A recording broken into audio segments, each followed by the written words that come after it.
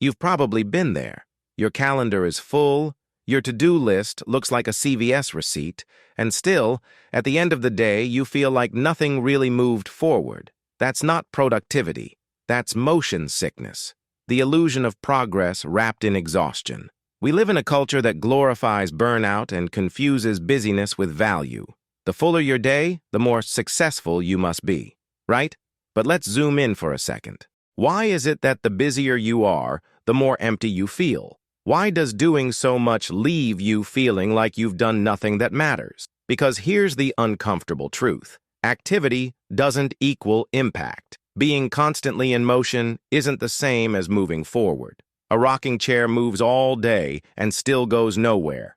We've been conditioned to treat rest like weakness and silence like failure. There's a quiet panic that creeps in when we're not rushing, like we're falling behind, like someone, somewhere, is getting ahead of us while we pause to breathe. So we pile on tasks, say yes to everything, chase dopamine through urgency, and convince ourselves it's all necessary. But productivity without clarity is just noise.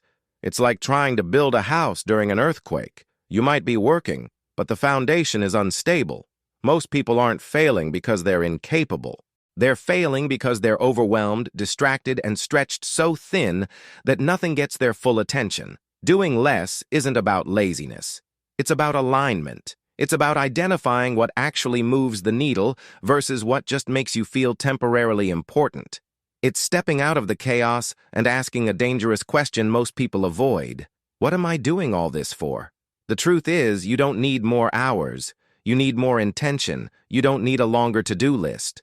You need a shorter list of things that actually matter. This isn't about hustling harder. This is about seeing clearer. So before we talk about systems and structures, let's start with the mental clutter, the assumptions, the lies you've been sold about what productivity should look like. Let's tear that down, brick by brick. Mental clarity, before action. Your brain right now is like a browser with 37 tabs open and music playing on one of them, but you can't figure out which. That's what mental noise feels like. You're not lazy, you're overloaded. Your bandwidth is not broken. It's hijacked by notifications, by comparison, by that inner critic whispering that you should be doing more, always more. We keep adding input but never make space to process. Scrolling between tasks, multitasking like it's a badge of honor. You're juggling so many things that everything drops eventually, including your own sense of direction. Here's a question no one asks enough. When was the last time you were alone with your thoughts, without a screen? Not journaling, not planning, just letting your brain breathe? Silence isn't wasted time. It's diagnostic. It shows you what's really going on beneath all the noise. Start small. Turn off the digital drip. Silence the non-urgent. Clean your environment just enough to remove chaos, not as an excuse to avoid work, but to stop the visual overload. Then dump your thoughts into paper. Not to organize them, just to release them. That mess you've been holding? Get it out of your head. Mental clarity isn't a luxury, it's survival. If your mind is cluttered, your actions will be reactive. You'll chase urgency instead of choosing priority. You'll confuse momentum with progress. And then you'll call yourself lazy when you crash. Now here's the hard part, prioritizing with intention.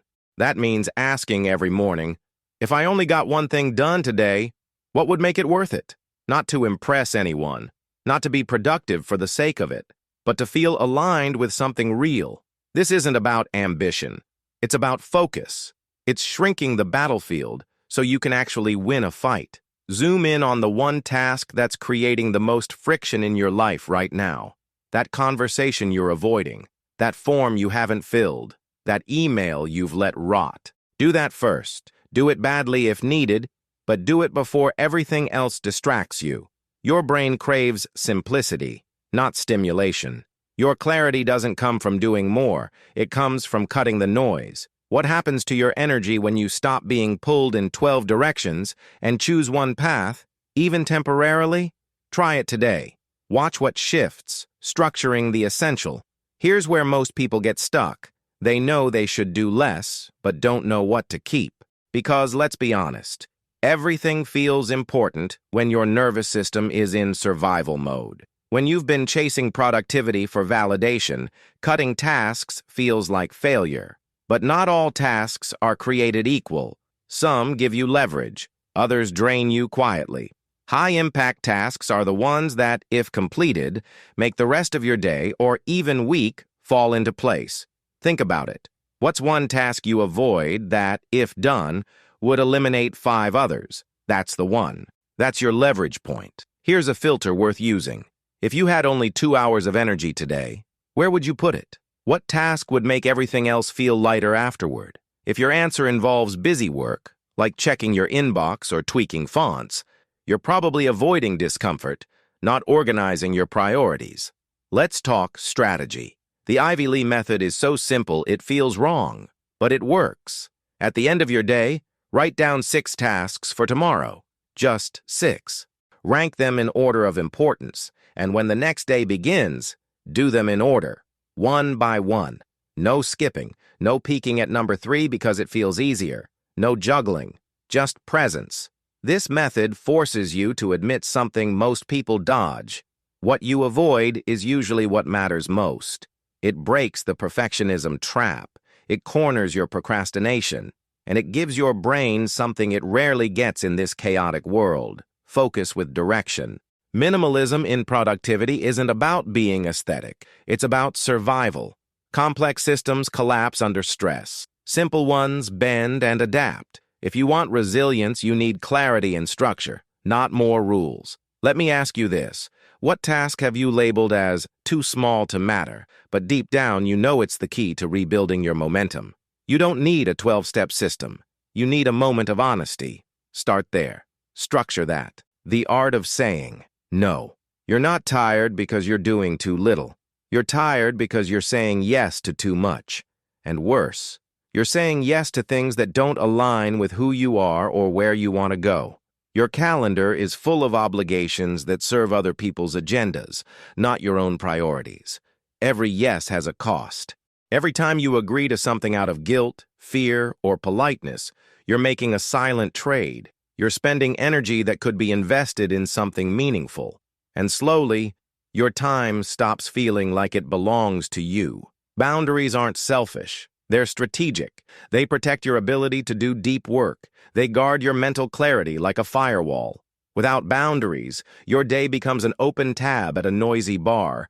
Anyone can come in and order your time. Want a simple boundary move? Start putting focus blocks on your calendar. Not for meetings, for you. Block off time for deep, undisturbed work. And defend it like your peace depends on it. Because it does. And let's talk about the guilt. Saying no isn't rejection. It's redirection. You're not letting people down. You're showing up for yourself. You're finally prioritizing your energy, your sanity, your actual life. Here's a script you can steal. Thanks for thinking of me, but I can't take that on right now. No explanation needed, no apology required. Because here's what's true. If you never say no, your yes means nothing. If everything is urgent, nothing is sacred. So ask yourself, what would change if you stopped performing availability and started protecting your capacity? How different would your days feel if your time reflected your values, not just your obligations? Conclusion: less, but better. The people who look calm aren't lazy. They're not behind. They've just stopped playing a game that can't be won. They've learned that productivity isn't about packing hours. It's about protecting what matters inside those hours. Doing less doesn't mean doing nothing. It means doing what's essential with your full self. And that's where real impact lives. Not in scattered hustle, but in deliberate presence. When you strip away the noise, the distractions, the people-pleasing, the unnecessary complexity, you're left with something terrifying and beautiful. Your real work. The thing only you can build. The thing that actually aligns with your values, not just your calendar. Progress isn't always loud. Sometimes it's a quiet decision no one sees, a hard no, a deep breath, a single task done well. And that's more than enough. So here's where we land. You don't need to do more. You need to do less, with more heart, more intention, more clarity. You're not lazy. You're just buried under obligations that don't reflect who you actually are. Let me ask you this one last time. What would your life feel like if your energy finally matched your priorities? You don't need a perfect plan. You need a starting point. This is it. Let it begin here.